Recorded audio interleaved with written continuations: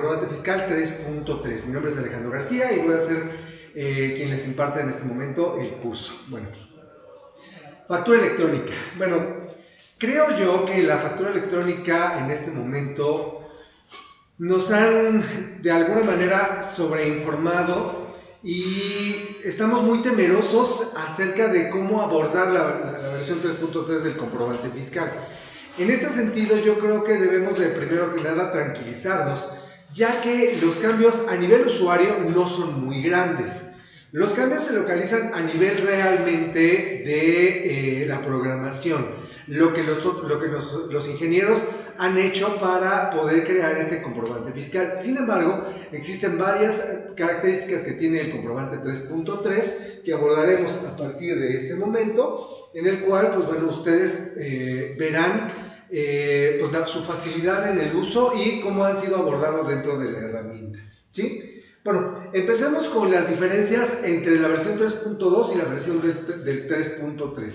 En versión 3.2 teníamos 4 tipos de comprobante fiscal: ingreso, egreso, traslado y retención, que eran los que nosotros utilizábamos generalmente. De ahí derivaban el resto de los modelos de facturación electrónica. Ingreso, pues bueno, pueden ser una factura, un recibo de honorarios, un recibo de arrendamiento, donativos, notas de cargo, cualquier tipo de comprobantes, inclusive recibos de honorarios con complementos, etc. Egresos, notas de crédito, notas de devolución o recibos de nómina. Traslado es únicamente para el ramo transportista, para trasladar una mercancía o justificar el traslado de mercancía de un punto A a un punto B, fuera o dentro del país. Y retenciones, las retenciones que en este caso para la notaría pública obedecen en los 5 casos que se encuentran actualmente contemplados y que siguen siendo los mismos: ISR por enajenación, ISR por adquisición, IVA en construcción no habitacional, el IVA y el ISR derivados de una servidumbre de paso. Actualmente, con la versión 3.3 tenemos 2 nuevos comprobantes fiscales. De hecho, es la transformación de uno de ellos. Y tenemos los recibos de ingreso, igual facturas, recibos de honorarios, recibos de arrendamiento, recibos de donativos, notas de cargo. Egresos solamente se mantienen en nota de crédito o nota de devolución. Traslado, que ya lo vimos hace rato para el ramo transportista. Recibo de recepción de pagos, que este es el último que se está contemplando y que realmente en este punto creo yo, a mi juicio, o nuestro juicio, es donde realmente impera el problema de la transformación de 3.2 a 3.3. El de nómina, que se convierte, antes era un recibo de egreso con un complemento de nómina, ahora se convierte en un recibo de nómina puro. Y las retenciones en los 5 casos que no hay cambios, ¿sí? Aunque vamos, en la configuración que teníamos, a la cual accedimos en el caso del recibo de nómina en abril del presente año, a la fecha no ha cambiado nada con el 3.3, ¿sí? ¿Tenemos ventajas? Sí tenemos ventajas con el 3.3. De primera instancia tenemos que vamos a cargar menos campos. Los campos que ya teníamos ya existen, solo se agregaron 3 y ahorita los vamos a ver. Pero, por ejemplo, las direcciones tanto de emisor como de receptor desaparecen, de tal manera que tampoco lo veremos ni se encontrarán en la versión gráfica del comprobante fiscal. Únicamente encontraremos el nombre, el RFC y, en el caso del emisor, el código postal de que es el dato más importante en este caso, ya que por medio de se sabrá dónde se emite la factura con el código postal, ¿sí? Entonces tenemos menos campos que cubrir. De hecho, en el alta del cliente ustedes únicamente tendrán que añadir el nombre, el RFC y por lo menos un correo electrónico. El segundo, como saben, nos sugerimos que sea el de ustedes para poder recibir una copia del mismo. De todos modos, hay mecanismos para poder integrarlos o poder reenviárnoslo. Tenemos mayor control de información, puesto que los campos que actualmente ya están conferidos con la factura electrónica, pues bueno, nos ayudan a tener mayor control en cuanto a ingresos y también egresos y también recepción de los pagos. El sistema también se encuentra actualmente realizando validaciones más precisas que evitarán errores al momento de expedir un comprobante. Últimamente hemos recibido llamadas en las cuales nos dicen, oiga, fíjese que no me está timbrando esta factura. ¿Por qué? No sé, porque yo le he hecho facturas a este RFC desde hace como 3 años. Y yo les he preguntado, oiga, y del día 20 de noviembre que hicimos el cambio al día de hoy, ¿le habían hecho facturas? No, es la primera. Bueno, primero revise si se encuentra válido el RFC o no. Y nos hemos encontrado en muchas ocasiones que ni siquiera están inscritos en el RFC, siendo inclusive personas morales. Esto lo que nos indica es que, pues, o nos están dando, o tenemos un error de dedo, que es muy común, o nos están dando un RFC inexistente, dado de baja, o simplemente apócrifo. Y son cosas que antes no validaba el sistema y ahora sí las valida. También el sistema está validando si el RFC receptor de la factura tiene o no tiene obligaciones fiscales. Y más adelante abordaremos un tema que se ha vuelto un poquito escabroso y en el que tenemos, junto con el Departamento de Contabilidad y el experto en temas fiscales, ahí tenemos como que una serie de roces que les explicaremos más adelante, ¿sí? Pero son parámetros de validación que se están generando, también con respecto a las claves de producto o servicio, las claves de unidad de medida, entre otros campos que se están ahorita validando y que antes no validaba el sistema. Y tendremos un control en el proceso de cancelación. Esto, bueno, aquí tenemos un pequeño cambio. Esto va a ser a partir de julio del año que entra, de 2018. Como ustedes saben, tenemos una serie de cambios que fueron publicados el 22 de noviembre. De hecho, nosotros hicimos el cambio el día 20, 2 días antes. Y bueno, a la mera hora nos dijeron, oigan, pero todavía tenemos tiempo. Sí, pero nosotros ya pasamos a la versión 3.3 y ya no podemos ir para atrás. Sin embargo, pues bueno, se dilató el cambio a enero del año 2018 para la versión 3.3. El proceso para expedir comprobantes de pago se pasa al 1 de abril y el proceso de cancelación de comprobantes fiscales se pasa hasta julio del 2018. Aquí tenemos una serie de diferencias entre los campos que teníamos en la versión 3.2 y la versión 3.3, únicamente teniendo campos nuevos, los siguientes: uso del CFDI, CFDIs relacionados, clave de producto o servicio. Otra de los nuevos campos, pero que es fijo, es la clave de unidad de medida. El caso de las notarías públicas, pues no es que vendan un producto, simplemente estamos hablando de servicios. Por lo tanto, la clave permanente será la E48, unidad de servicios. Entre los campos nuevos tenemos el uso del CFDI, que viene de un catálogo que en el caso del Facturanot tenemos dos opciones generales que podremos utilizar: G03, gastos en general, o P01 por definir. Quizás lo más adecuado sería poner P03 por definir, aunque a solicitud del cliente podríamos poner G03, que podría ser también uno de los más válidos. El resto de los usos del CFDI no se aplica en el caso de las notarías públicas porque son servicios. Entonces, ni es adquisición de mercancía, quizás la devolución sí, bueno, lo veremos más adelante, la devolución o el complemento de pagos también lo veremos. Pero tampoco estamos hablando de construcción, no estamos hablando de muchos otros conceptos de CFDI relacionados que en algún momento dado pues nos pueden llegar a ser confusos. Pero aquí nada más tenemos, creo yo, de dos sopas: o G03 o P01. En el caso de la clave de producto o servicio, ya tenemos predefinidas algunas claves. Sin embargo, el sistema no es limitativo y ustedes podrán ingresar la clave que a su juicio sea la más adecuada, pero salvo ciertas previsiones que veremos más adelante. Y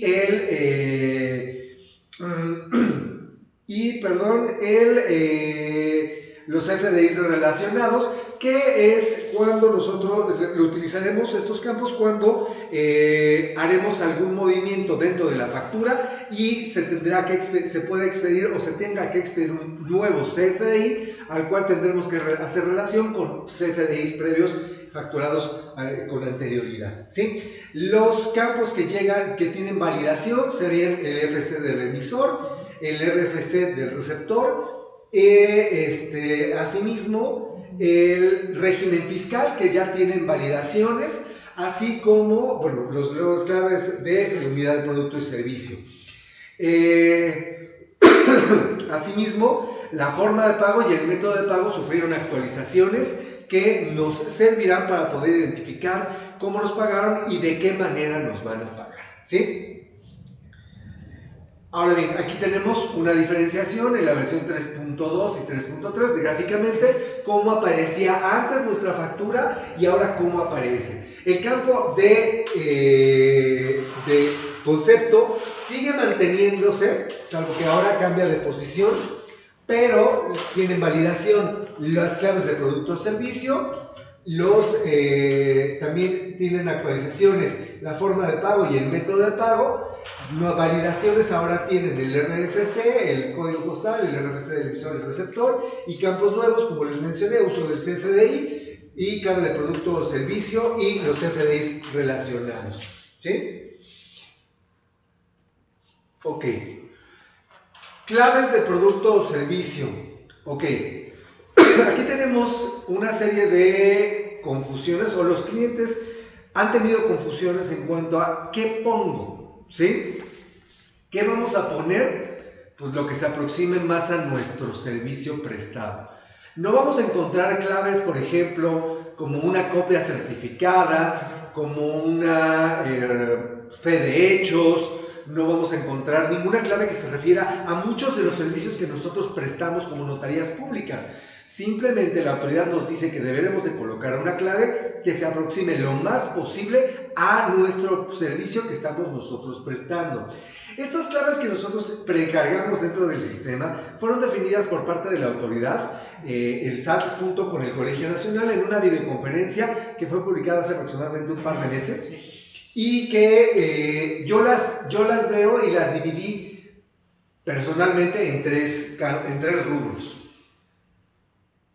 Corporativo, de la propiedad y servicios notariales.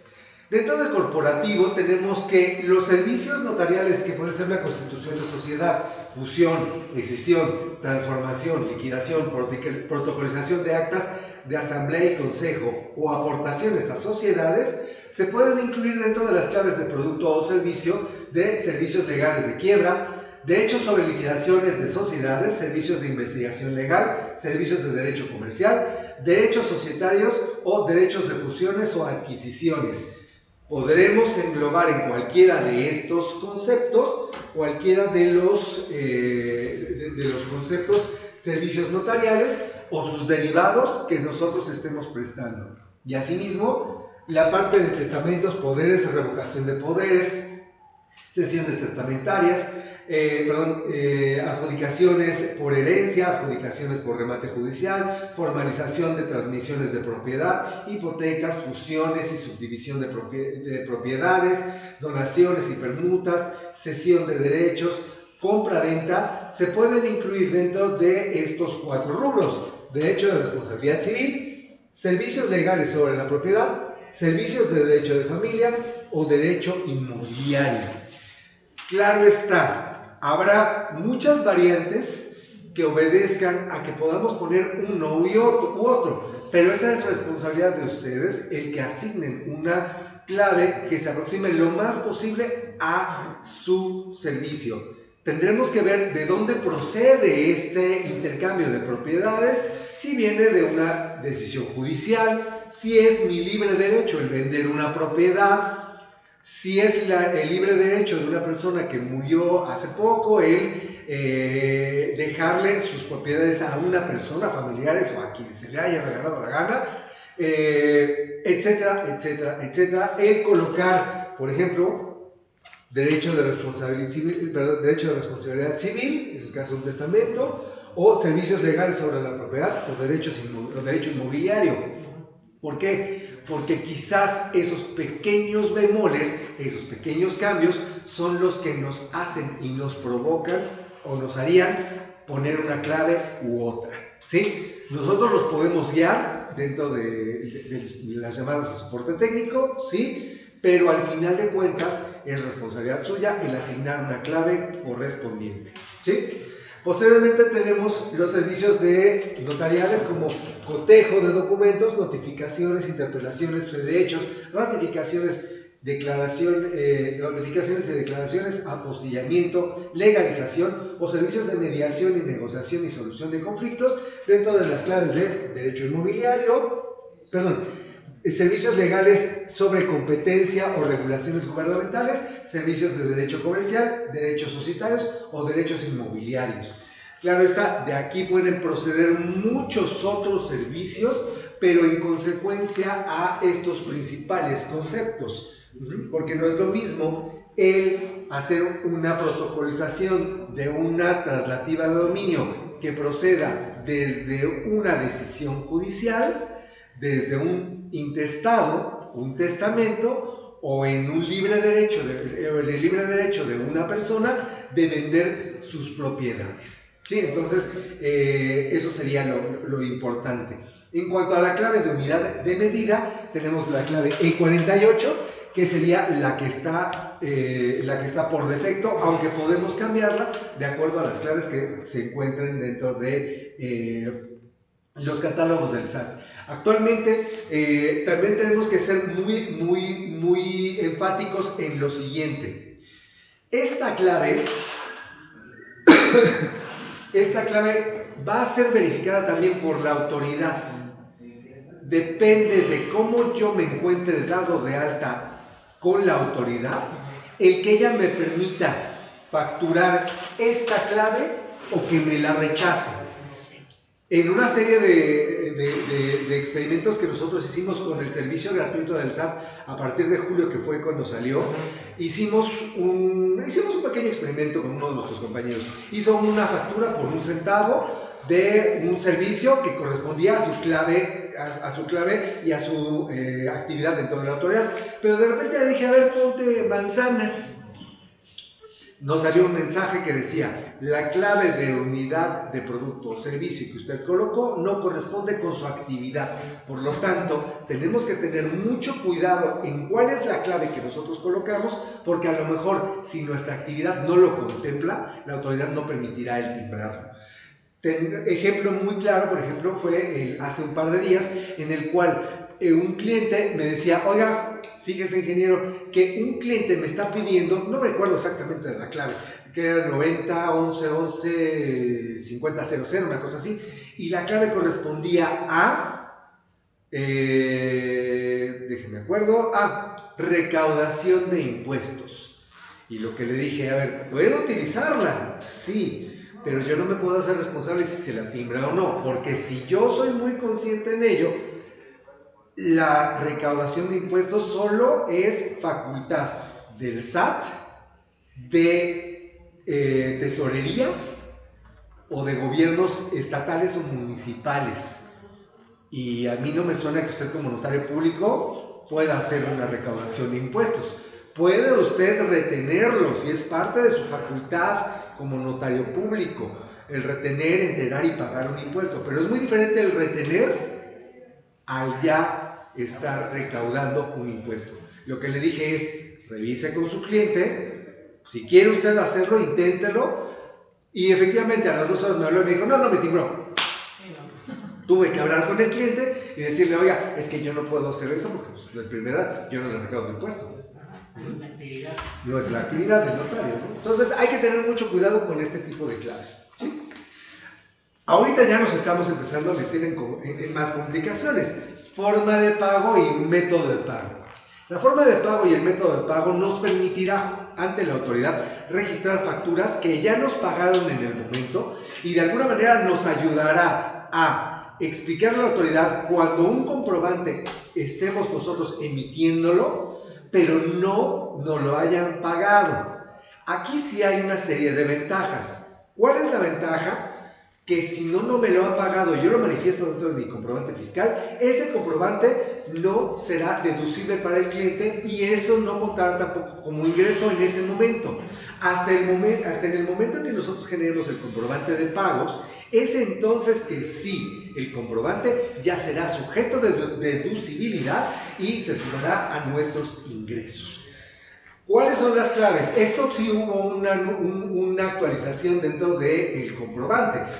El método de pago cambiaron los nombres de pago de contado a pago en una sola exhibición. Si nosotros colocamos esta clave junto con cualquiera de las primeras 19, estaremos diciéndole a la autoridad, estoy celebrando esta operación y me la están pagando en este momento. La otra clave que antes era en parcialidades pasa a ser pago en parcialidades o diferido, junto con la clave 99 que sería la combinación ideal. A pesar de que el cliente nos pueda decir, oiga, es que yo siempre le pago con transferencia interbancaria. Sí, pero nada me asegura que en el momento a usted se le cayó su computadora, se arruinó el servidor, su token se arruinó, se le cayó el agua, se desconfiguró el teléfono, ya no tiene token virtual, lo que sea, y usted me termina pagando con un cheque o en efectivo. Nada me asegura eso. Por lo tanto, la autoridad dice que aun cuando en el comprobante fiscal nosotros utilicemos cualquiera de las claves, siendo la más apropiada la clave 99, podremos al momento de expedir el comprobante de pagos corregir y ya en consecuencia de saber cómo nos pagaron, el asignar el método de pago, la forma de pago correspondiente. Entonces, cuando nosotros utilizamos pago en parcialidades o diferido, le estamos diciendo a la autoridad, estoy celebrando esta operación, pero todavía no me la pagan. Así que este comprobante ni lo puedes hacer deducible para el cliente, ni a mí me puedes hacer cargo de algún impuesto. ¿Por qué? Porque todavía no lo he recibido el dinero. Y eso de alguna manera nos ayuda y nos beneficia, porque cuántas veces no generamos N cantidad de facturas que no nos pagaban y teníamos que pagar el ISR en el momento y obviamente el IVA pues no nos pagaban, pero eso era diferente, es diferente a esto que ya nos beneficia como contribuyentes, ¿sí? Y es más fácil en algunos casos, ¿sí? En cuanto a los CFDIs relacionados, podemos relacionar diferentes comprobantes, pero hay claves que sí vamos a utilizar de acuerdo a nuestra actividad y claves que no. Por ejemplo, la clave 1, nota de crédito de los documentos relacionados. Sí, podemos hacer una devolución y relacionarlo conforme a la nota de crédito. Sí, sí podemos, y lo podríamos hacer conforme a esto. Cuando recibimos por ejemplo, un anticipo en el que no sabemos cuál sería el monto total o final de la operación y recibimos anticipos a cuenta de lo que estemos nosotros celebrando, tendríamos que utilizar la nota de crédito, la clave 01, como nota, al momento de terminar la operación y que generemos la factura completa de la transacción, entonces podremos nosotros generar notas de crédito por los anticipos que recibimos en un principio. Notas de débito de los documentos relacionados, bueno, también podemos hacer devoluciones. Devolución de mercancías sobre las facturas o traslados previos, también podríamos hacerlo en algunos momentos, que son casos muy raros en el caso de las notarías. Sustitución de los FDIs previos.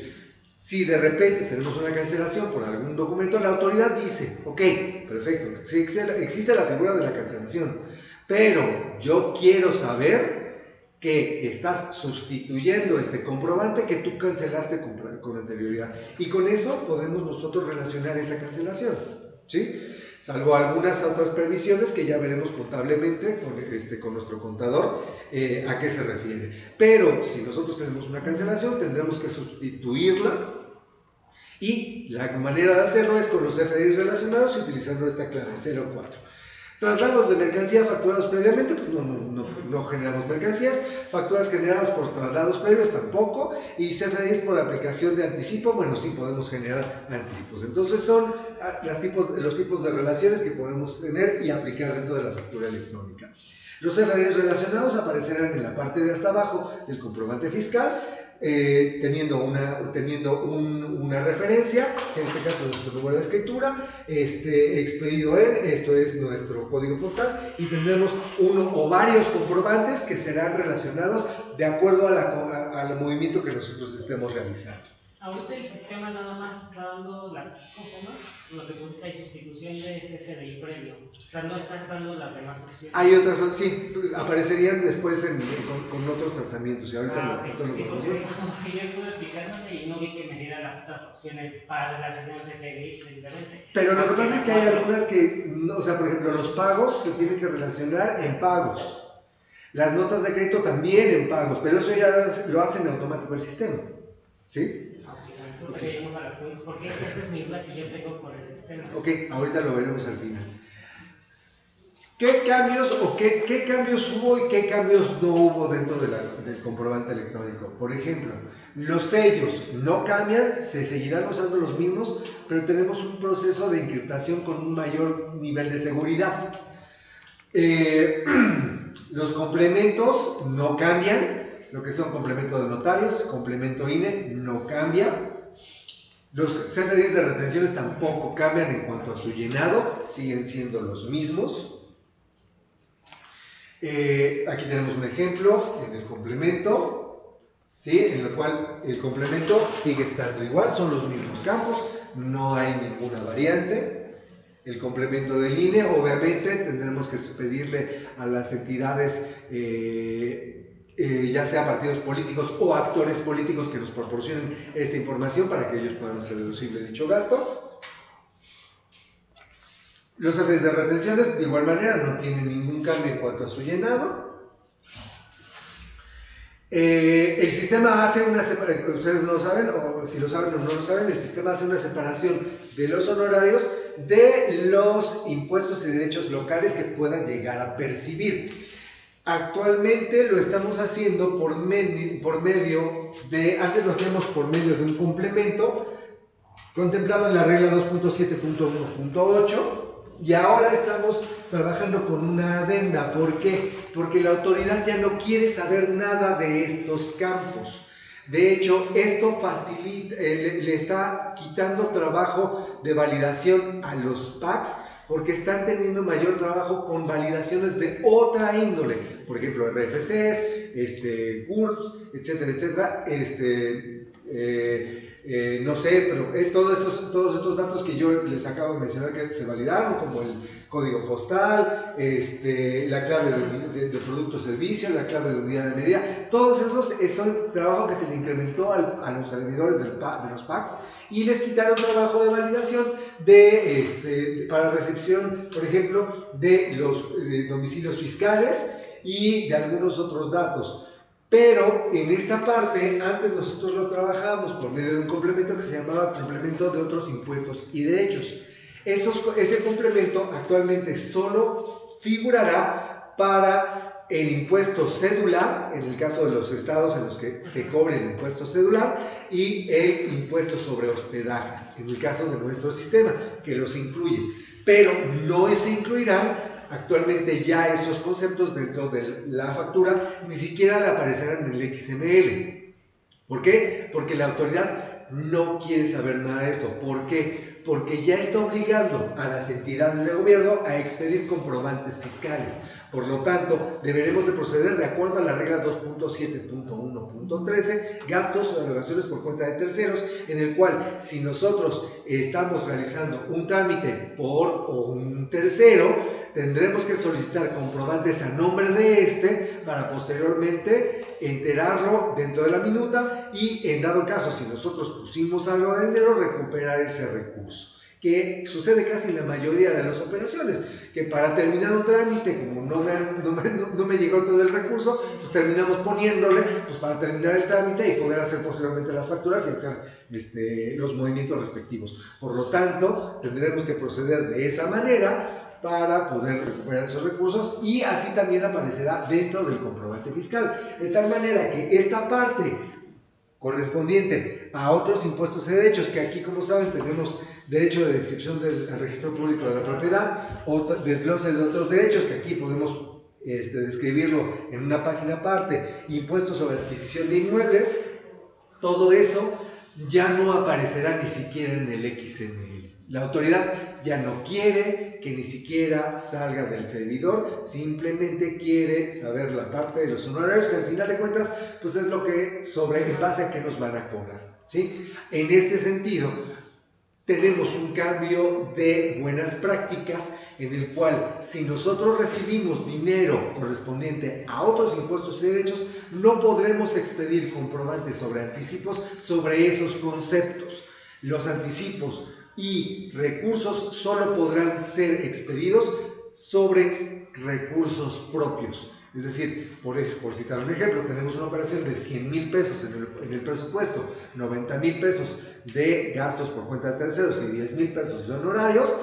Nosotros solo podríamos expedir un recibo por los honorarios y no por los gastos por cuenta de terceros. Anteriormente el sistema sí permitía llenar estos campos y dejar esto en ceros. Que de todos modos el sistema al momento de validarlo con el QR salía en ceros, pero no lo permitía timbrar. Y así el cliente podía decir, mira, pues me dieron esto, aquí tengo este recibo. Ahora no, ahora solamente podremos expedir comprobantes si en honorarios tenemos un valor al menos de 1 centavo. ¿Sí? Que no sería una buena práctica hacer muchos comprobantes por 1 centavo, porque la autoridad, de repente podemos tener 20 comprobantes que sumen 30,000 o 40,000 pesos y 20 comprobantes de 1 centavo, como que estaría raro para la autoridad, ¿no? Aunque sí contempla la autoridad ese tipo de movimientos, hemos de aclararlo.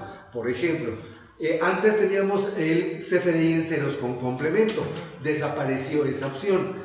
Ahora, si nosotros queremos generar un complemento de una factura que no se lo incluimos en un principio, tendríamos que, sí podemos generar el complemento, pero por lo menos en horarios le tenemos que poner 1 centavo.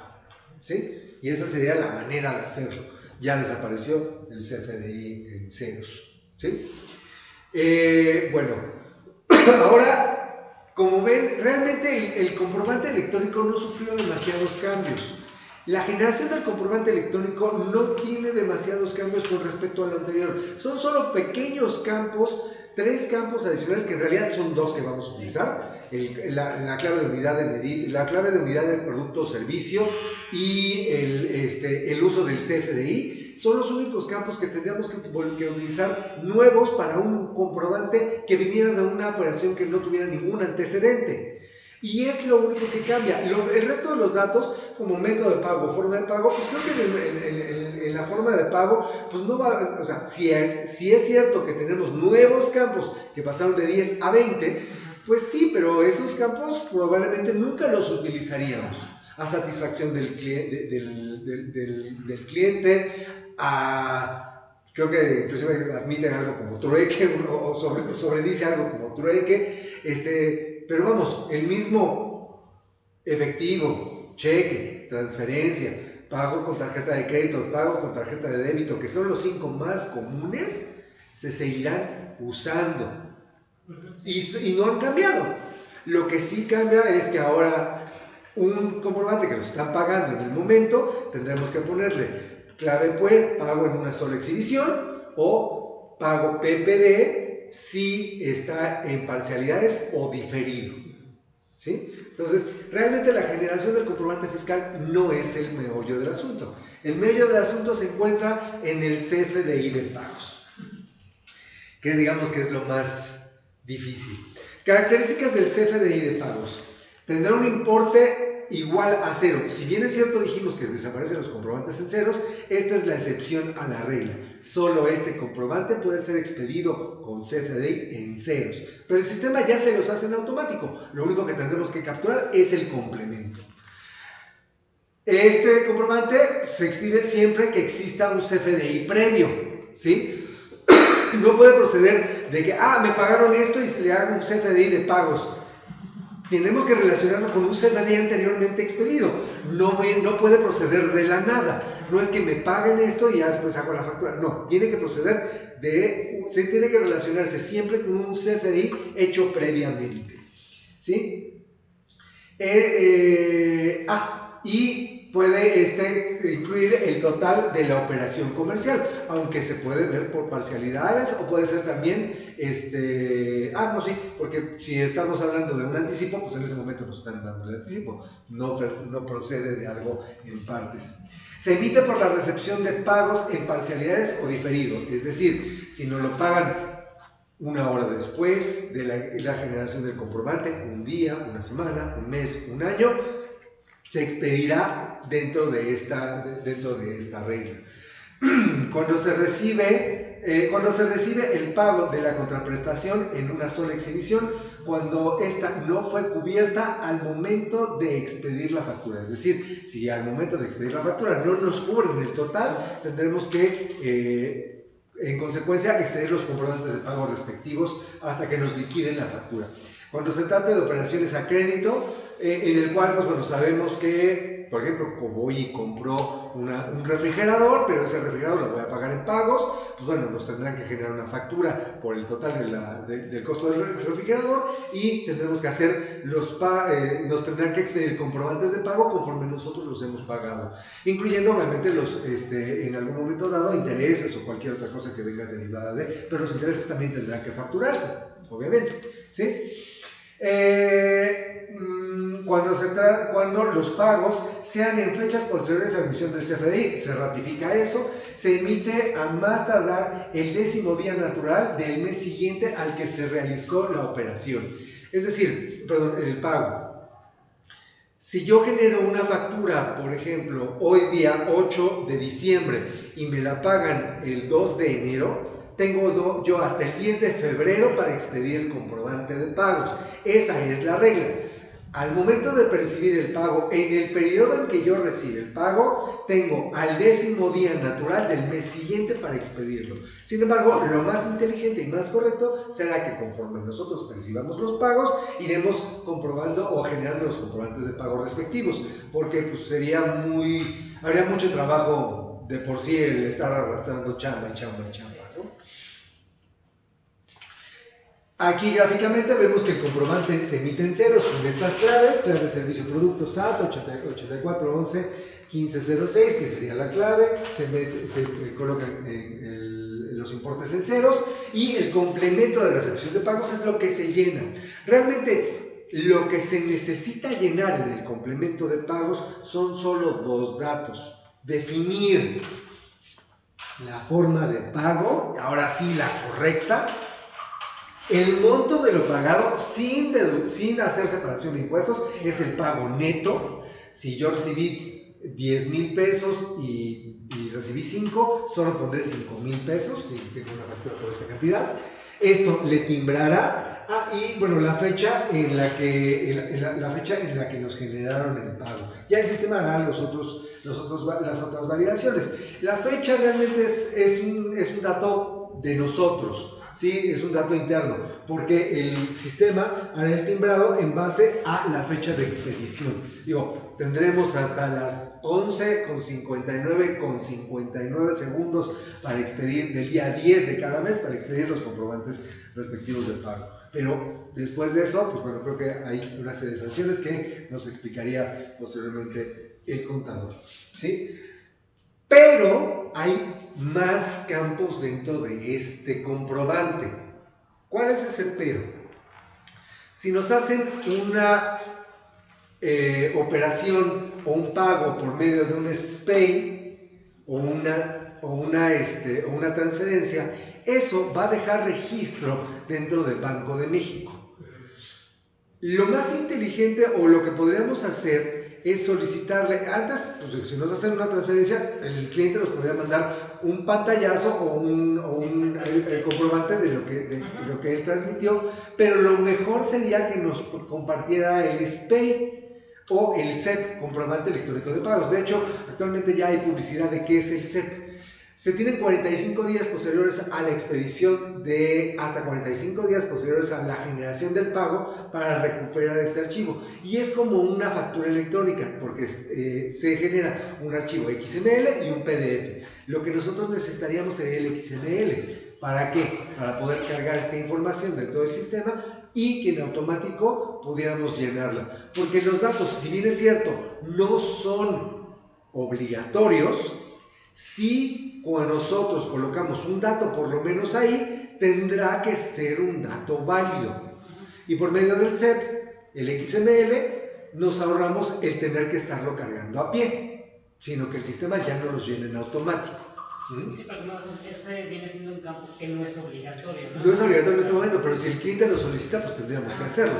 Pero si es sí, yo creemos que es obligación de la persona que está emitiendo el pago el proporcionarle el CEF, aunque usted puede entrar a la página del Banco de México con una serie de datos y solicitarlo, ¿sí? Entonces, bueno, los pagos pueden proceder en efectivo, cheques, tarjeta de crédito o transferencia. Esto nos da un registro, y las transferencias o SPAY, si es así, nos darán un registro que sería descargable desde Banco de México.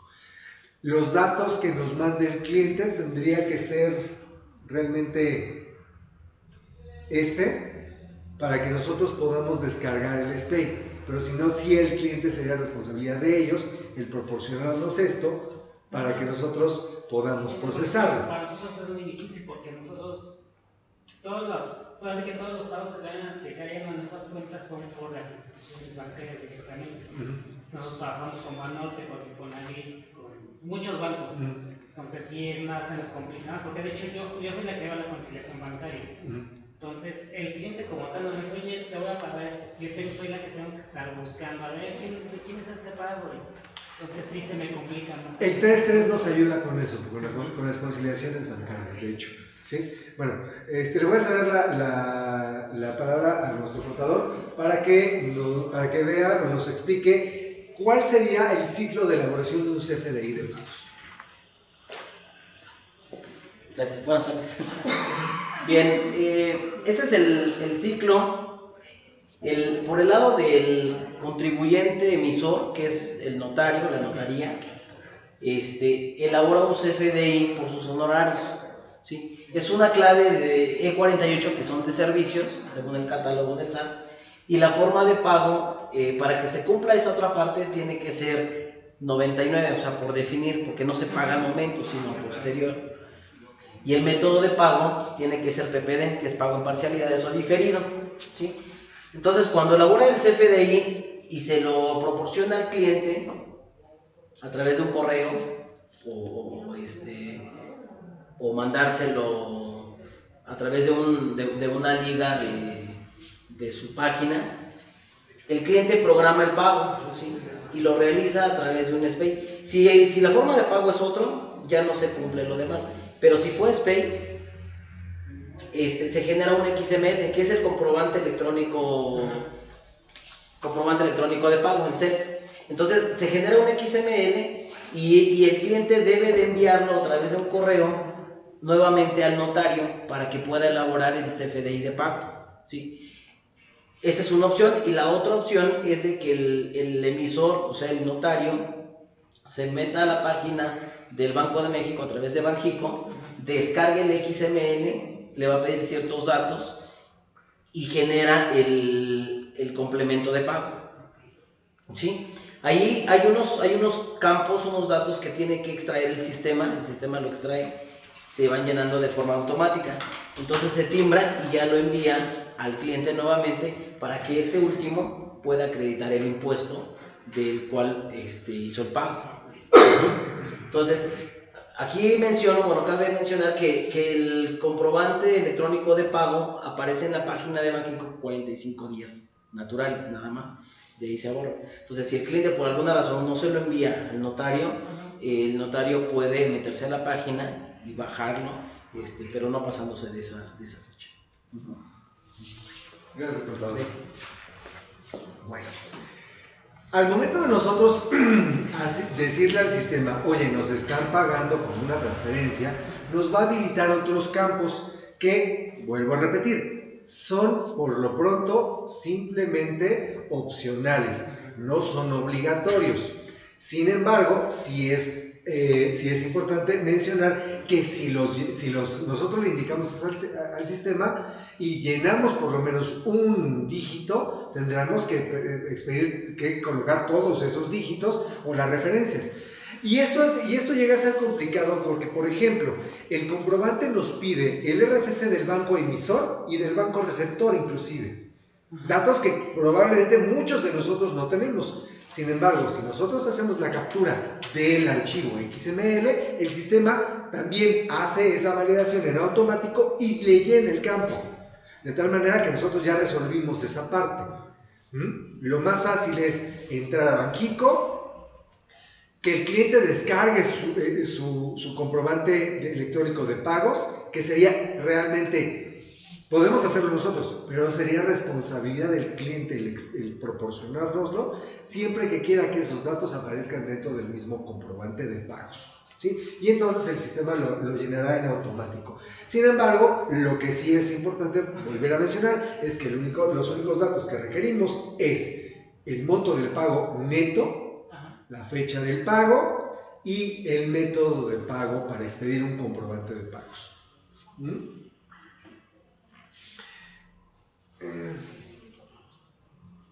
Lo que las características del CEP es la fecha del pago, el banco emisor, el banco receptor, titular de las cuentas del ordenante y beneficiaria, cable del beneficiario, RFC del beneficiario, concepto del pago, monto de la operación, clave de rastreo, número de serie del certificado de seguridad del banco receptor, cadena original, que es su sello, y su sello digital. Esto es como una factura electrónica, genera un archivo XML y un PDF, pero en lugar de que sea consultable en cualquier momento, no.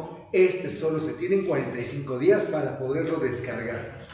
Y los datos que nos va a pedir si nosotros hacemos ese movimiento, que ya sería de alguna manera, nos ayudaría a la conciliación bancaria, es en la hoja que nos mande, colocar la fecha que se realizó el pago, la clave de rastreo, si es que vamos a utilizar esa clave para poderlo localizar, la clave de rastreo, el banco emisor, el banco receptor, el número de cuenta del beneficiario, el monto de ese pago y un CAPTCHA, que es una clave que nos da el mismo sistema para evitar que sean robots quienes estén haciendo esta validación, que se capturará aquí y por medio de eso podremos nosotros descargar el comprobante. Claro está, si el pago no lo hacen en el momento, probablemente todavía no esté, o sea, tardará un par de días todavía en aparecer, de hecho, estos archivos. Y gráficamente, pues esto es el PDF de un SPE o de un comprobante electrónico de pagos, en el cual aparece la fecha de operación, la fecha del calendario de abono en la cuenta, la hora, el banco emisor, el titular de la cuenta, el número de cuenta del ordenante, por aquí del beneficiario y así sucesivamente. Y estos son los datos que tenemos nosotros que recapturar, si en dado caso queremos recuperar esos datos. Y nos ayudaría mucho también en la conciliación bancaria. También nos genera el XML, pero en lugar de que estemos nosotros copiando y pegando o transcribiendo a mano, digo a pata o como quieran llamarlo, con la carga del archivo XML, el sistema se los llena en automático, ¿sí? Donde se carga, al especificarle que nosotros tenemos una transferencia electrónica de pagos y que si fue un SPE, nos dará esta opción para hacer la carga del archivo, para poderlo cargar y que estos datos se llenen en automático.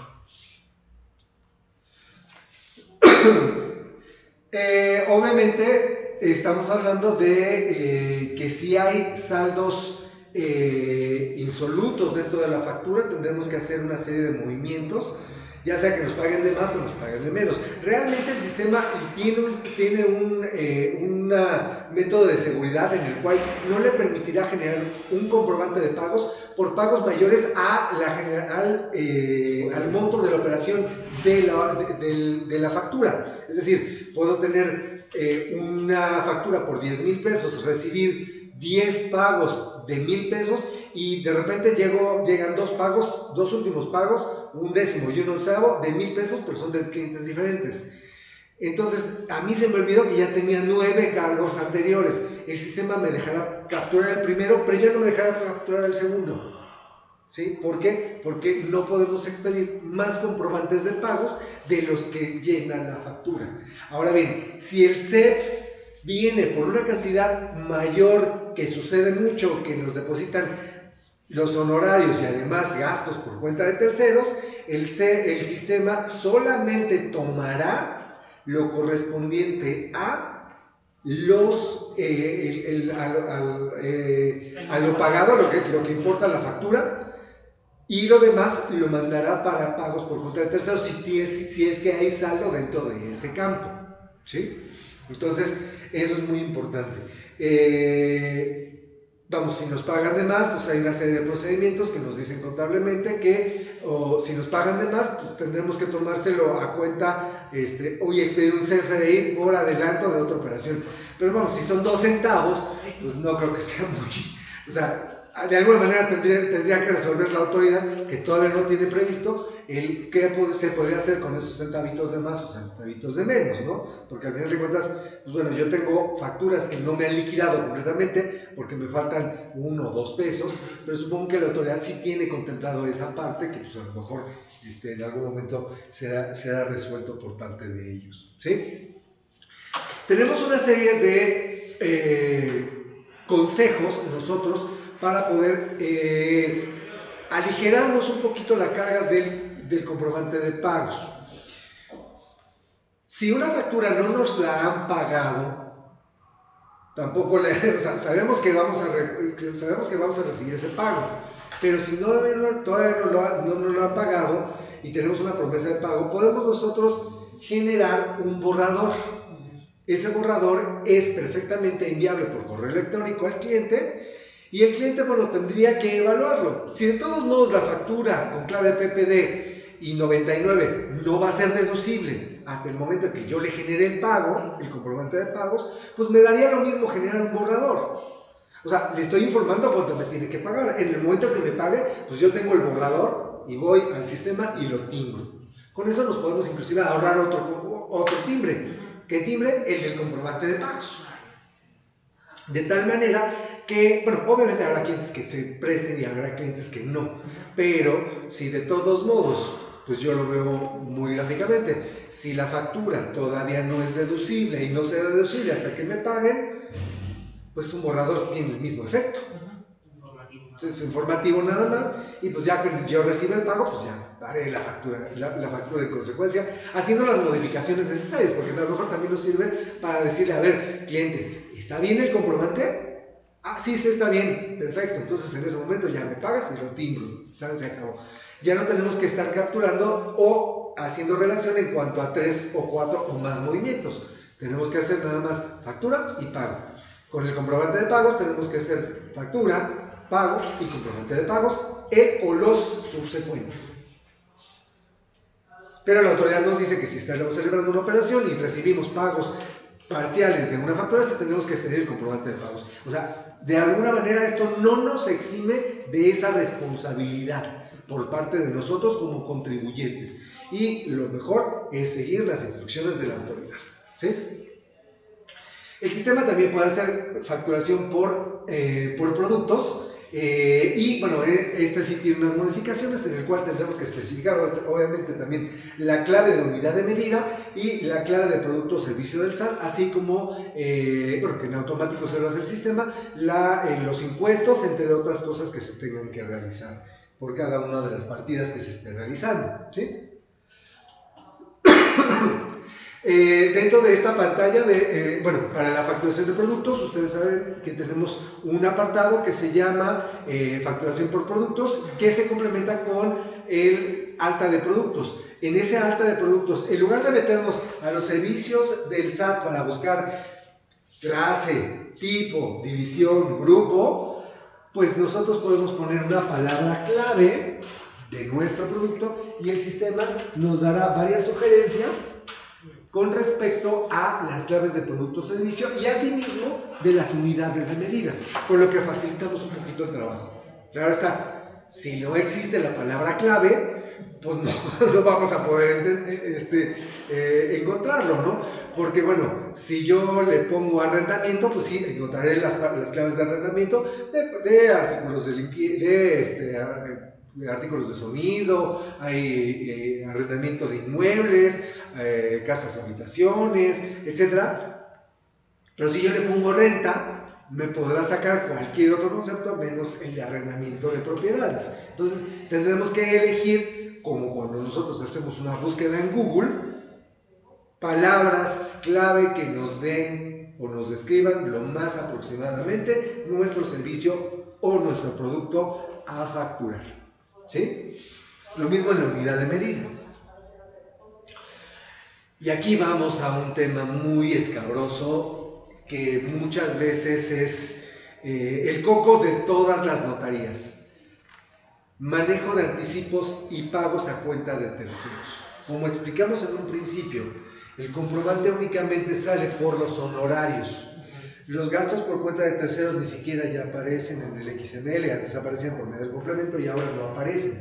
De tal manera que nosotros, por consecuencia, si recibimos un anticipo, solo podremos generar un comprobante por honorarios, no por anticipos. La regla 2.7.1.13 que aquí marco, elevaciones por cuenta de terceros, es muy importante el asumirla de manera literal para poder manejar esto en consecuencia. Nosotros tampoco podemos expedir comprobantes de pagos si nosotros recibimos recursos por cuenta de un tercero para pagos por cuenta de terceros. Solo podemos expedir comprobantes de pago sobre nuestros honorarios, ¿sí?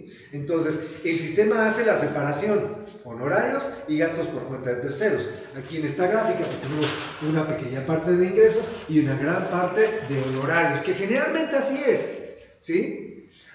Porque si nosotros generáramos todo esto dentro de esto y además le sumáramos esto, la parte de gastos por cuenta de terceros, lo estaríamos incluyendo en ingresos y eso contaría como ingreso para la autoridad.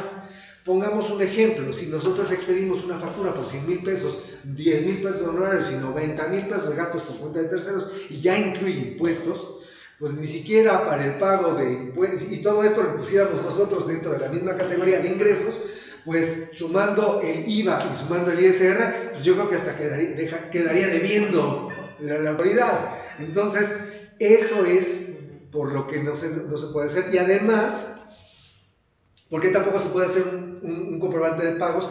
Porque estos gastos, al momento de nosotros solicitar el trámite en las dependencias de gobierno, estatales o municipales, en ese momento estamos pagándolo. Por lo que, en consecuencia, el comprobante ya viene pagado de origen. Por lo tanto, no se puede expedir un comprobante de pagos sobre eso mismo. Entonces, siempre que recibamos un anticipo, el anticipo solo se podrá expedir a cuenta de honorarios. Si recibimos por ejemplo, en esta operación, que de ejemplo, el que pusimos 100,000 pesos y recibimos, por ejemplo, 50, pues nosotros tendríamos materialmente que expedir un comprobante sin valor fiscal, un recibo a gastos por comprobar y posteriormente entregarle al cliente los gastos y las facturas en consecuencia de lo que nosotros hayamos pagado. Justificarle al cliente qué pagamos en su nombre y obviamente todos los comprobantes tendrán que salir a nombre de este cliente. Algunos clientes, en algunas ocasiones me he encontrado con el caso de que nos dicen, no, es que el cliente me pide que sí se incluyan dentro de su comprobante porque él lo quiere deducir. Sí, pero esos hay gastos que no se pueden deducir y que no son deducibles.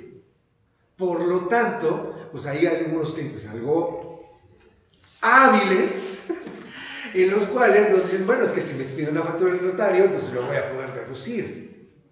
Y ojo, muchos de esos gastos no son deducibles. Por lo tanto, tendremos que proceder en consecuencia de acuerdo a la regla 2.7.1.13, que ustedes podrán consultar. Es Diario Oficial de la Federación, 23 de diciembre de 2016, resolución de miscelánea fiscal para 2017. Ya supongo que tendrá el mismo número para la siguiente, que aparecerá dentro de unos 20 días, más o menos, ¿no? Entonces, así es el manejo tanto de anticipos como de gastos por cuenta de terceros. No podemos, volvemos a insistir, no podemos nosotros generar un comprobante de ingreso sobre cosas que no son nuestros ingresos. Por lo tanto, tendremos que proceder de esa manera. ¿sí? Y soy un poquito insistente en ese sentido porque no queremos caer en malas prácticas y es responsabilidad de nosotros el aconsejarlos en buenas prácticas para que no tengamos ningún problema con la autoridad. Bueno, el CFDI de nóminas, como les mencioné, pues no tiene cambios. Se sigue utilizando dentro del sistema la misma macro para generar los comprobantes respectivos de nómina.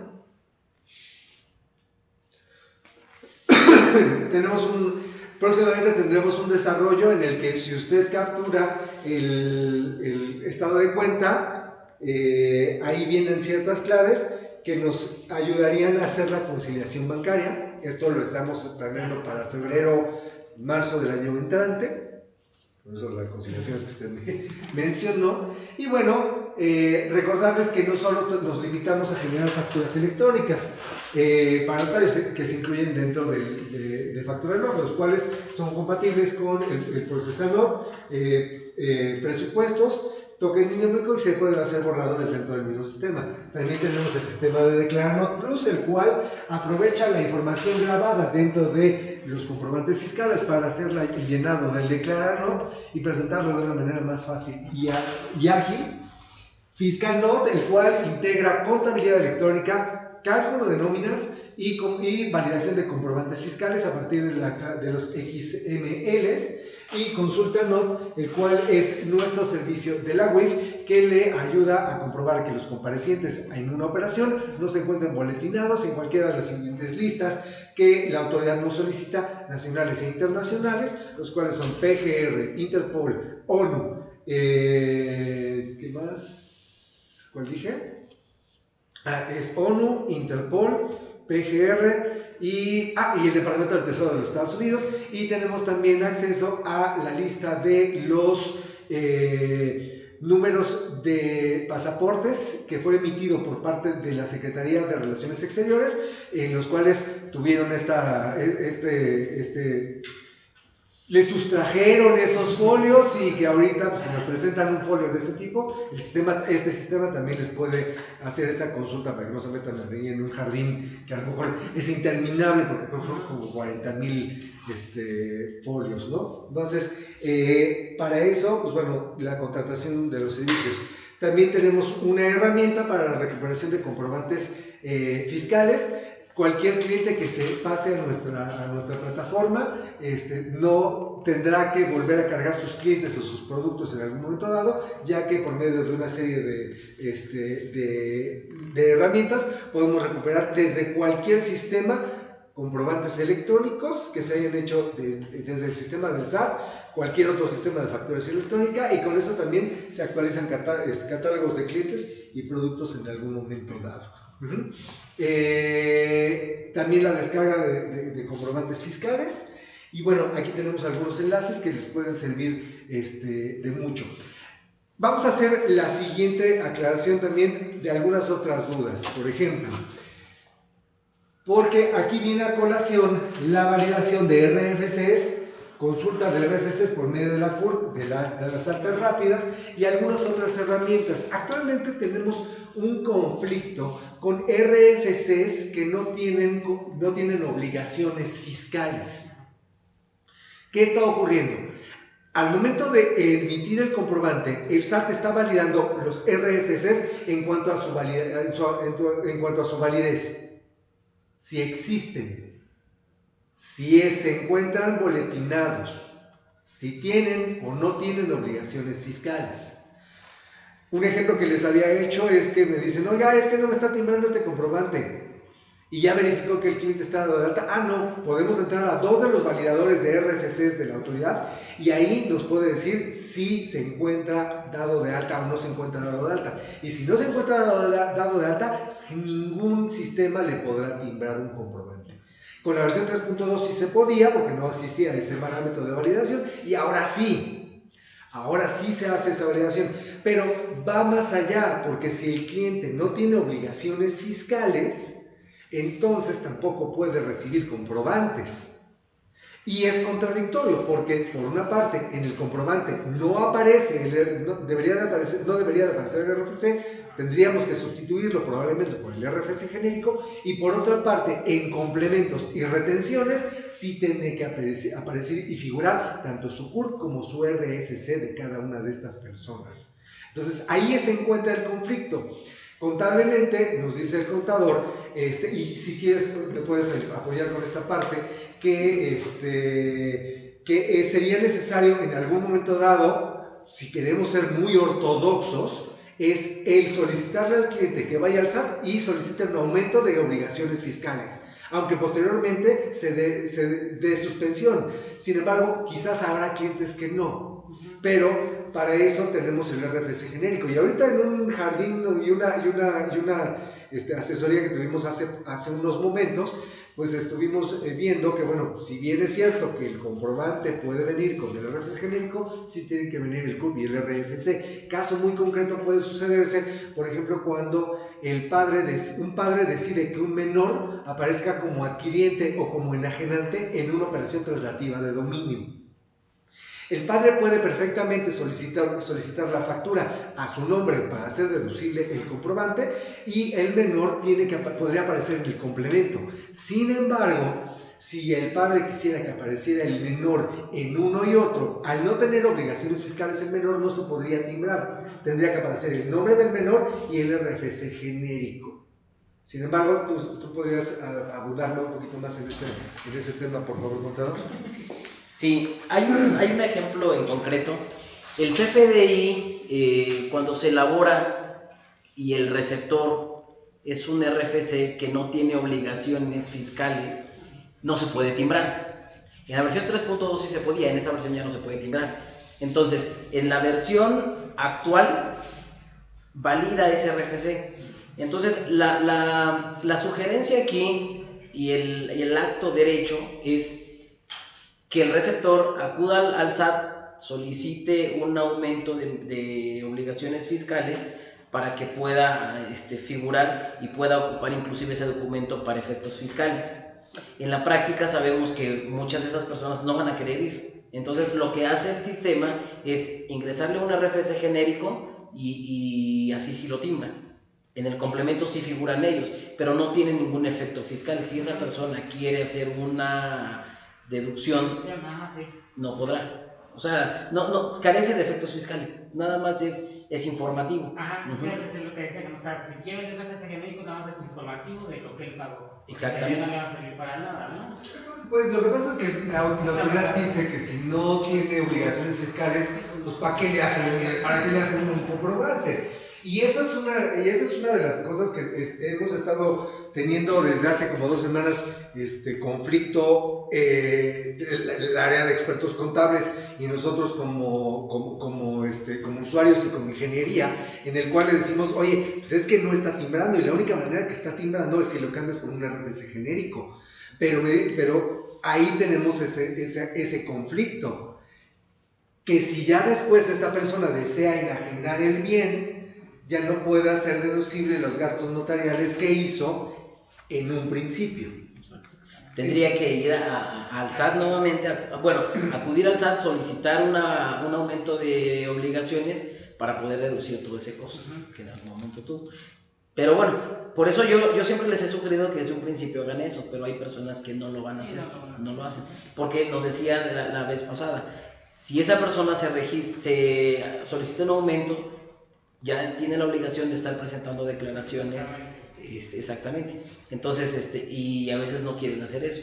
Pero ya cuando haga la enajenación, no le va a quedar otra opción más que acudir nuevamente al SAT. Sí, estamos hablando de personas mayores o inclusive infantes, que pues no creo que sea, yo tengo un hijo de 3 años, entonces si yo comprara una casa y ahorita lo pusiera a él como adquirente, y dentro de 10 años, pues Dios no lo quiere, pues, tenemos algún conflicto y decidimos vender la propiedad, pues no vamos a poder hacer deducible el gasto si el niño aparecería como un RFC genérico, sin obligaciones fiscales. Ahí sí hay una serie de conflictos, ahí hay una serie de cuestiones que se tienen que a lo mejor en un futuro la autoridad nos va a permitir hacer ese tipo de validaciones, pero por el momento esto es lo que hay, ¿sí? Sí, pues nosotros en cuestión de traslado de dominio no hemos tenido ese problema. Nosotros utilizamos el RFC genérico mucho en testamentos o declaraciones, que precisamente nada más es para justificar nosotros el ingreso a las cuentas, ¿no? O sea, sí, me cayó esto, pero fue por un poder y el cliente no requiere factura, pero yo te estoy informando que se le cobró tal. Exacto. Y esa es la manera correcta de proceder, ¿no? Al final de cuentas, si nosotros hacemos 3 o 4, 5, 10 testamentos, el mes de testamento, en un día o en un mes o en una semana, pues podemos realizar una factura global con y la única manera es con un RFC genérico. No hay tanto conflicto, tanto problema en ese caso, pero en el caso de las compraventas, ahí sí tenemos sí existe ese problema. Y muchas veces, ahorita los clientes me han dicho, es que a mí me pide el Infonavit que salga el nombre del cliente. Bueno, sí, el nombre puede salir, pero el RFC no. Y aparte, pues antes cuando no era factura electrónica, pues muchas veces salía así. Si el cliente no pedía factura, le generaban un documento con RFC genérico y por medio y con el nombre, y así se podía tramitar al Infonavit. Y regresamos a esas prácticas que se hacían hace muchos años, que se corrigieron en ciertos puntos, pero ahora se tiene que volver a esos mismos criterios para poder salvar los trámites, porque de otra manera, pues, no podemos perder ese trabajo, ¿no? Pues es chamba, ¿no? Trabajo es trabajo, ¿no? Me decía que tenía una serie de dudas. Sí, yo tengo una duda. Mira, por ejemplo, me firman una transacción de una compraventa hoy, ¿no? Y a mí el abogado me pide una semana después la factura para poder expedirla y mandarla a banco, ¿no? O sea, yo en ese momento yo no tengo ingresos porque no tengo... Nosotros estamos un poquito desordenados en cuanto a las cuentas, ¿no? Las cuentas las maneja el notario y hasta que él llegue a los estados de cuenta o hasta que él nos dé los movimientos semanales o quincenales, sabemos qué es lo que cae en las cuentas. Para empezar, estamos muy desordenados en eso. Okay. O sea, a mí el abogado me pide una factura esta semana, ¿no? O sea, la emito por el ingreso por definir, porque yo no sé si está pagada ni cómo se pagó, nada más la requiere porque la va a expedir y la tiene que mandar a banco o al Infonavit. Se le expido. A mí me llega el estado de cuenta 15 días después, 3 semanas después, ¿no? Entonces yo en este estado de cuenta yo voy viendo, bueno, este ingreso es de tal expediente. Yo quise emitir de uno, me pasó ayer, de un expediente que ya emití una factura por pago por definir, quise emitirle ayer el complemento del pago, que me cayó por parte de HSBC, pero pues obviamente el pago cayó mucho antes de que yo expidiera la factura. Entonces ahí no se tendría que hacer el complemento de pagos, nada más se tendría que hacer la factura. Sí, y en la factura, en el método, tiene que ser para una sola exhibición y la forma en cómo le cayó ese depósito. Pero por ejemplo, si ese movimiento o ese expediente me lo paga Infonavit, una parte me la paga Infonavit y otra parte me la paga HSBC, y yo lo que estoy ahorita, o lo que vi que cayó en cuenta fue lo de HSBC, pero me falta el pago de Infonavit, esa es mi duda. O sea, porque yo lo quise meter ayer como complemento de pago, ¿no? Cuando ya tengo el complemento, el pago de HSBC, lo quise meter en el sistema, pero como que no me dejó generarlo, no supe más bien cómo meterlo. Porque me dijo la chica, es que los pagos los vamos a meter en cobranza, se mete a cobranza.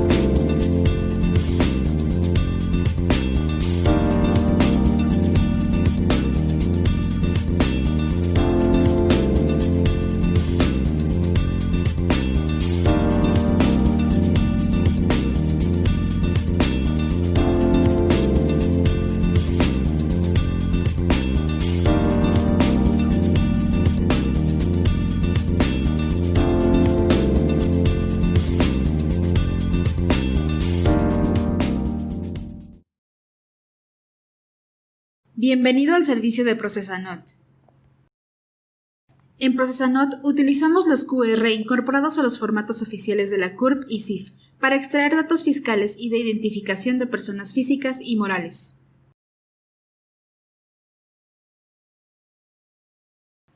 Procesanot automatiza el alta de sus clientes, así como adquirientes y enajenantes utilizados en sus comprobantes fiscales. Facilita el registro de los nombres en el complemento de notarios y o CFDI de retenciones, ISR o IVA. Declaranot Plus enlaza los datos de Procesanot para exportarlos al Declaranot del SAT. Agiliza el llenado de sus declaraciones, evita la recaptura de información, reduce la posibilidad de errores y de rechazos por parte de la autoridad al momento de presentarlas. Asimismo, Procesanot automatiza la búsqueda de los nombres de personas y empresas vinculadas en el marco de actividades vulnerables de la UIF, mediante conexión con el módulo de ConsultaNot. Revisa los nombres registrados de forma automática en las listas negras más relevantes, como lo son la Procuraduría General de la República a nivel nacional. También integra las listas negras de dependencias internacionales, como las personas buscadas por la Organización Internacional de la Policía Criminal Interpol, la lista consolidada de sanciones del Consejo de Seguridad de las Naciones Unidas, ONU, y la Oficina de Control de Activos Extranjeros del Departamento del Tesoro de los Estados Unidos de América, OFAC. Instale Procesanot, disponible en Google Play y en la App Store. Procesanot es un producto de la familia TotalNot.